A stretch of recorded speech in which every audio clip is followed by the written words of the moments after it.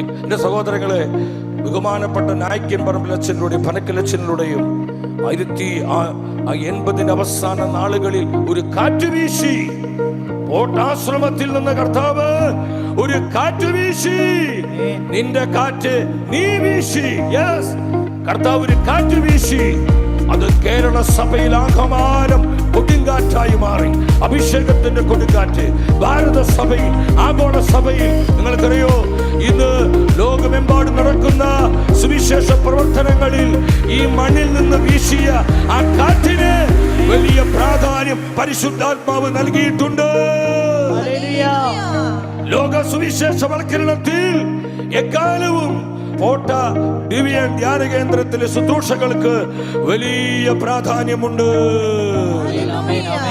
ഇവിടുന്നാണ് ആ കാറ്റ് വീശിയത്. ഇവിടുന്ന് ആ കാറ്റ് വീശിയത്. ജനലക്ഷം